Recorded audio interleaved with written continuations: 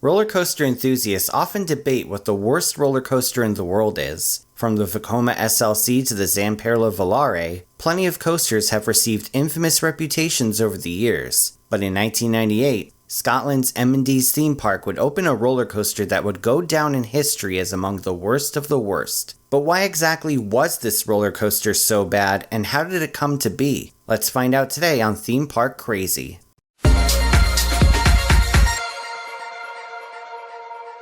In order to tell the full story of Tornado, let's start by taking a look at its manufacturer. First founded in 1926, Italian manufacturer Pinfari got their start making bumper cars. However, it wasn't until around 1954 that they began manufacturing roller coasters. Later on in 1965, the company struck gold with their world-famous Zyklon model. This compact coaster model would feature a figure-8 style layout filled with turns and dips. Its small size made it not only more affordable, but also easily transportable between fairs. The model would prove to be extremely popular in the industry, with both traveling showmen and a few permanent parks picking them up.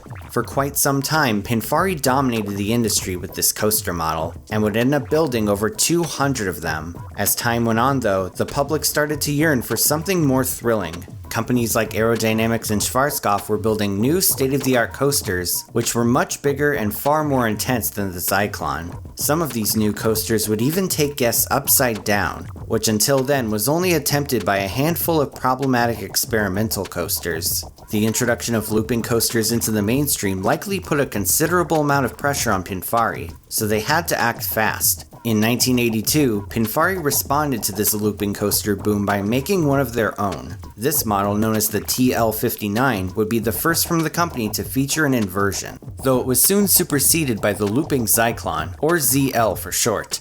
This more compact looping coaster would prove to be popular as well. Smaller parks who couldn't afford a Schwarzkopf or an Aero could opt for a less expensive looping Zyklon. However, despite yet another hit on their hands, Pinfari would continue to face a market that was constantly evolving. Through the late 80s and early 90s, the roller coaster market was bursting at the seams with insane, record-breaking attractions that had never been seen before. In addition, the advent of Bolliger and Mabillard in the 90s would further innovate the industry. If Pinfari wanted to stay relevant, they too would have to go big, and in the late 90s, they would do just that. Around 1997, Pinfari would add a new model to their coaster catalog. Oddly enough, this model would be simply named Roller Coaster and abbreviated as RC. There would be several RC models introduced, but the biggest one of the bunch would be the RC70. With a top height of 78.8 feet and a top speed of 44.7 miles per hour, this would be the tallest and fastest coaster model ever built by Pinfari. Its layout would also feature 3 inversions, 2 vertical loops and a corkscrew,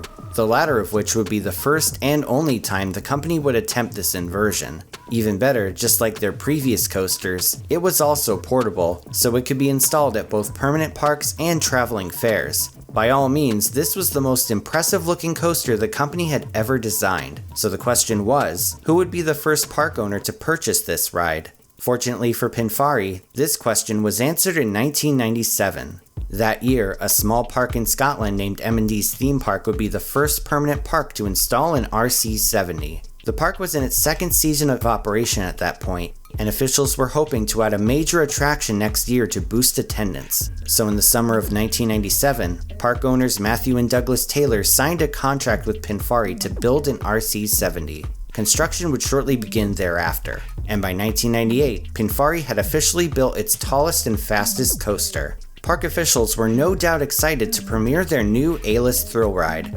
Unfortunately, the ride itself didn't live up to the hype.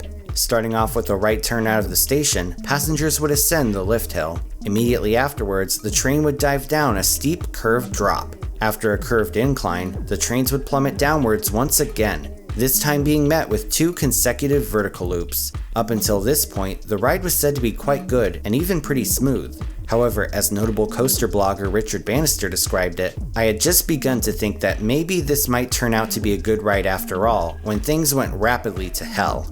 After completing the loops, guests would ascend into a jarring, jerky right turn that Bannister described as, quote, so jarring that I felt like someone had thrown something heavy at me. This turn would lead into an airtime hill, followed by another jerky turn. A helix would then proceed to shake up guests like a cocktail, and even still, the worst was yet to come. What followed this helix will go down in infamy as the worst roller coaster inversion ever made. This abomination of a corkscrew was said to be the roughest, most merciless, and most painful inversion ever put on a roller coaster. Going back to Richard Bannister, he described it as followed. The entrance to the corkscrew looked like a horribly twisted piece of track, with no precision engineering whatsoever. It felt like I was experiencing a train crash. The pain and jarring continued for what felt like an eternity before we hit the brakes, with everyone on board breathing a sigh of relief. Even in the only existing POV of the coaster, the video quality becomes horribly distorted as the camera is seemingly smashed against the restraints. And keep in mind, this footage was taken in 1999. Coasters aren't typically this rough just 1 year after opening. Needless to say, many were wondering what the hell Pinfari was thinking.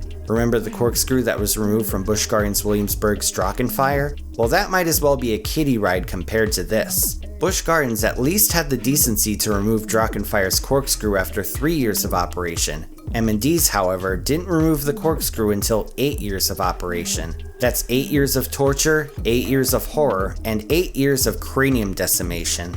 After the corkscrew's removal in 2006, a banked curve was put in its place. The ride, however, was still said to be terrible. Even without the corkscrew, the coaster was still lambasted for its disturbingly painful ride experience. The thick over-the-shoulder restraints provided zero padding for the insanely jarring layout, and the fact that they were placed so high made it practically impossible to avoid headbanging. Speaking of which, the headbanging was so severe that the park put a warning sign in front of the coaster that read, quote, "Warning notice, this is a very boisterous ride." In all honesty, it might as well say, "Attention riders, if you ride this, your head is going to be destroyed. Please visit guest services to plan your funeral accordingly. Free headstone included for pass holders." Indeed, the public has been harsh on this coaster over the years. YouTube user Nazi Nostril said the ride, quote, "left my mate unconscious and me wishing I was." YouTube user Davey Boy said, quote, "My sister and dad went on it, and when they came out, my sister was crying and my dad was white as a ghost." And YouTube user Lewis Woodward said, quote, "The first time I rode it, I saw a family come out with red bump marks on their heads." Despite the bad reputation though, this coaster would continue to operate throughout the 2000s. Throughout its run at the park, Tornado would operate as an infamous but still popular attraction. After the closure of Loudon Castle's Thunderloop Express, Tornado would be the tallest and fastest roller coaster in all of Scotland. The lack of local competition likely led to its popularity. Later on in 2004, M&D's would introduce another Pinfari coaster named Tsunami. This inverted coaster had previously operated at M&D's traveling fairs, and would give their permanent park another thrilling attraction. Surprisingly enough, this coaster was said to be far smoother than Tornado was. Nevertheless, Tornado proved to be resilient over the years, and the locals still managed to have fun with its roughness. In 2012, Scottish radio network Real Radio held a special event with their listeners where riders were challenged to eat lunch on the coaster. Britain's Got Talent winner Jai McDowell joined in on the fun as well, and the results were quite messy to say the least. So what we're going to do, we're going to get everyone set onto the roller coaster, and the chef is then going to supply our lovely guest with. I'm a bit nervous now. My mouth's going a bit dry. We're going to have spaghetti bolognese to start with, a big plate of spaghetti bolognese. We're going heavy on the sauce to cause as much splatter and mess as possible, and then we're going to wash that down with a big ice cream milkshake topped with squishy cream. It's twice around the roller coaster having lunch. How does that sound?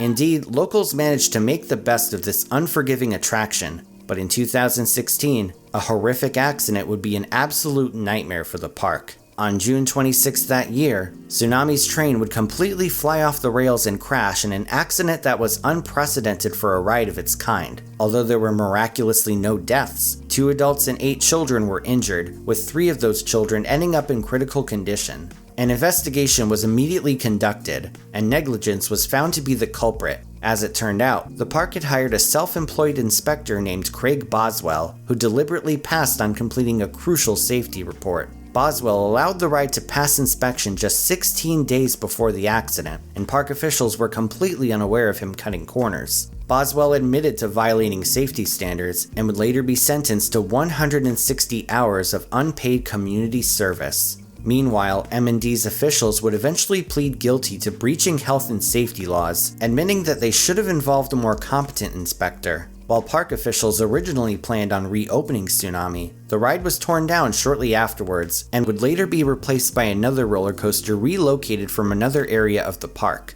All of a sudden, M&Ds found themselves receiving terrible press from around the world, and the park would struggle financially in the late 2010s. Some even made petitions calling for the park to be shut down. While it's unknown exactly how the accident affected their attendance, officials were surely aware that much of the public had lost trust in them. It's clear that their goal at this point was to win back their customers with something new. So in 2018, the park got the green light for an estimated $4 million expansion. This proposed plan would have included a hotel expansion, a new themed area, and a new roller coaster. Shortly after this expansion was announced, the ride would be put up for sale sometime around 2019. Whether this was in anticipation of the new expansion or because of its high maintenance cost is unclear, but park officials clearly wanted this ride gone. The ride would continue to operate as it awaited a buyer. Unfortunately, the proposed expansion would be seldom discussed, and the park continued to struggle financially. After months of financial struggling, the park would enter administration in April 2020.